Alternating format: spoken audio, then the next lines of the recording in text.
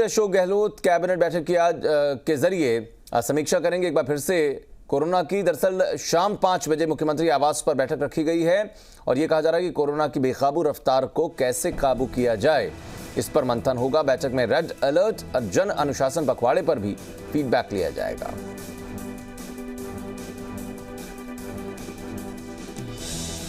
तो मुख्यमंत्री आवास पर शाम 5 बजे बैठक रखी गई है। तमाम जो कैबिनेट मंत्री हैं वो शामिल होंगे। वीडियो कॉन्फ्रेंस के जरिए लगातार बैठकें करते रहे मुख्यमंत्री अशोक गहलोत। कोरोना के जो हालात बन रहे हैं उस पर सरकार की कोशिशों के हिसाब से और कदम क्या होने चाहिए ये देखेंगे। मुख्यमंत्री अशोक गहलोत अपनी कैबिनेट बैठक में जो बातें निकलती हैं वो औपचारिक तौर पर निश्चित रूप से साझा भी करेंगे।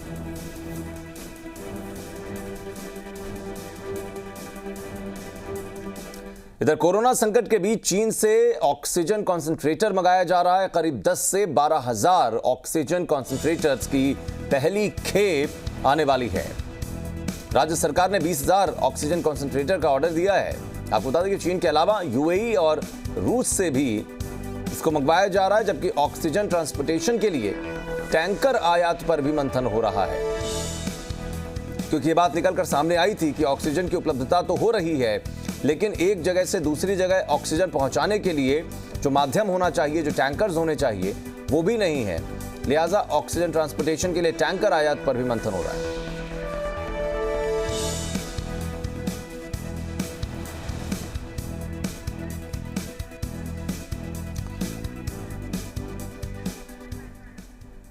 तो जिस तरह से तमाम तैयारियां दिखाई पड़ रही हैं, जिस तरह से तमाम तरीके की परिस्थितियां बन रही हैं, उसमें क्या व्यवस्था हो। और यह भी कहा जा रहा था कि चूंकि आज मुख्यमंत्री की बैठक रखी गई, समीक्षा बैठक, जिसमें यूएसए से जुड़े हुए जो एक्सपर्ट डॉक्टर्स हैं उनके साथ में उनकी चर्चा हुई है।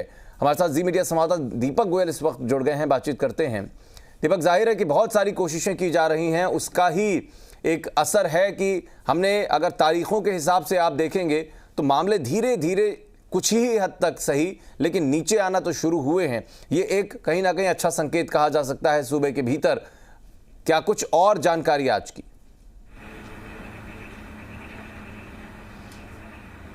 बिल्कुल आपने ठीक कहा है, एक अच्छे संकेत हैं यदि इस तरीके से लगातार रिकवरी होती है। और साथ में ये भी कह सकते हैं कि जो आंकड़ा है अब धीरे धीरे नीचे आ रहा है, क्योंकि जयपुर की यदि हम बात करें या पूरे राजस्थान की बात करें तो अन्य दिनों के मुकाबले कल राजस्थान के अंदर 16,974 करीब कोरोना पॉजिटिव केस आए हैं। लेकिन जो कोरोना से जंग जीत चुके हैं उनका भी ग्राफ लगातार बढ़ता जा रहा है और वो कोरोना से जंग जीत के अपने परिवार के बीच में फिर जा सके हैं। दूसरी तरफ सरकार हर मोर्चे पर लड़ने को तैयार है, किसी तरह से भी इस कोरोना की जंग को जीता जाए।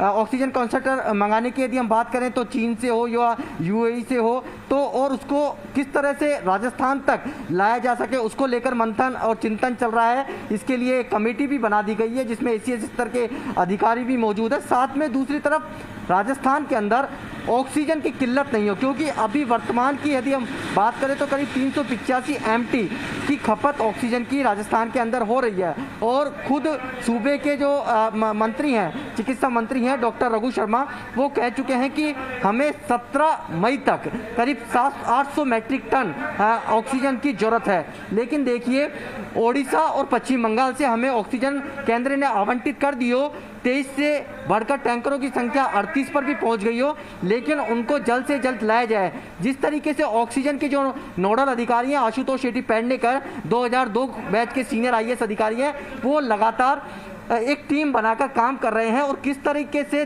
कल एयरलिफ्ट 4 टैंकर किए गए, 2 जोधपुर से और 2 जयपुर से, और 6 टैंकर और ये कह सकते हैं कि जामनगर गए हैं। और जामनगर से बाय रोड या रेल के मार्ग के माध्यम से इन 10 टैंकरों से आज तक शाम तक 170 मैट्रिक टन ऑक्सीजन पहुंचने की पूरी संभावनाएं बताई जा रही है। देखिए, ऑक्सीजन प्लांट पे हम खड़े हैं, ऑक्सीजन प्लांट पे दिन रात काम चल रहा है, लेकिन लिक्विड ऑक्सीजन नहीं होने के चलते ये प्लांट पूरी तरीके से बंद है। जिस प्लांट पे हम खड़े हैं यहाँ पर RUHS अस्पताल की सप्लाई जाती है और दिन रात जो कार्मिक है यहाँ के मजदूर हैं वो दिन रात इन ऑक्सीजन सिलेंडर के अंदर ऑक्सीजन रिफिलिंग करते हैं, जिससे कि जो मरीज हैं, कोविड पेशेंट है, उनकी जो जान है वो नहीं जाए। और लगातार जनप्रतिनिधि भी अब मुख्यमंत्री की अपील के बाद अपने विधायक कोष से ऑक्सीजन कंसंट्रेटर या बात करें या हम कह सकते हैं कि वैक्सीन की बात करें तो वो अपने विधायक मद से पैसा भी दे रहे हैं। तो लगातार हर तरफ से मदद के लिए तो हाथ बढ़ ही रहे हैं। साथ में सबसे बड़ी चुनौती और सबसे बड़ी जो किल्लत है वो ऑक्सीजन की है। ऑक्सीजन यदि हमारे को पर्याप्त मात्रा में मिल जाती है तो अस्पतालों में बेड तो बढ़ सकते हैं, और यदि ऑक्सीजन मिल जाती है तो वहाँ पर ऑक्सीजन की सप्लाई भी बिल्कुल पूरी तरीके से सुनिश्चित की जा सकती है। तो ऐसे में फोकस सिर्फ अभी ऑक्सीजन पर है। किसी भी तरीके से जो केंद्र की ओर से 255 मैट्रिक टन अभी तक आवंटित हो रही है उसको किस तरह से राजस्थान तक लाया जाए, और जिस तरीके से RTO परिवहन विभाग की टीम भी लगातार पूरी तरीके से मुस्तैदी से काम कर रही है। टैंकर पर चलने वाले परिचालक से लेकर जो चालक है और उसके साथ में जो पुलिसकर्मी या पटवारी जो तैनात है वो पूरी तरह मुस्तैदी से काम कर रहे हैं कि वो दिन रात सड़कों पर वाहन चला रहे हैं, एस्कॉर्ट करके टैंकरों को लाया जा रहा है। तो आप समझ सकते हैं कि ऑक्सीजन की कितनी किल्लत है, क्योंकि निजी अस्पताल संचालक हैं वो कह चुके हैं कि ऑक्सीजन नहीं होने के कारण हम मरीजों को डिस्चार्ज करना हमारी मजबूरी है। जहां पर आप मौजूद हैं ये भी प्लांट सा नज़र आता है और आपके पीछे मैं देख रहा हूँ बहुत सारे सिलेंडर्स रखे हुए हैं। क्या कुछ यहाँ पर संख्या है और किस तरह से यहाँ से सप्लाई हो रहे हैं हॉस्पिटल्स में या फिर जो भी नर्सिंग सेंटर्स बनाए गए हैं इसके लिए?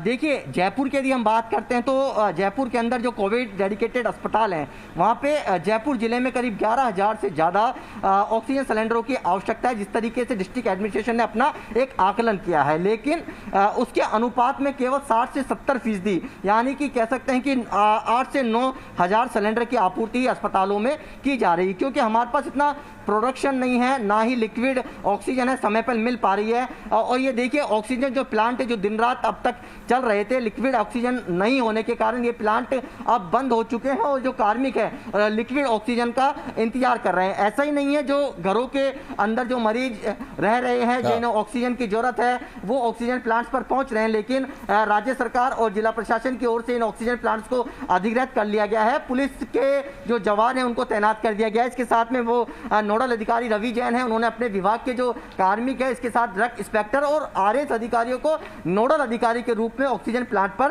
तैनात किया, यानी कि कालाबाजारी की कोई संभावना नहीं रहे, क्योंकि लगातार व्यक्ति जब जान पर आ जाती है तो वो किसी भी हद तक जा सकता है। यदि कालाबाजारी में कोई 350 की चीज यदि 3,000 में मिले तो वो भी खरीदने को तैयार है। इस तरह से दीपक और कोशिशें राज्य सरकार की तरफ से भी हैं और आप देखिए कि हर एक परिस्थिति का सामना कैसे किया जा रहा है, हर एक परिस्थिति जिसमें फंसे हुए लोगों को कैसे बाहर निकाला जाए, ये भी कोशिशें लगातार की जा रही। बहुत शुक्रिया आपका जानकारी देने के लिए और लगातार जो अपडेट आ रही है उसके लिए।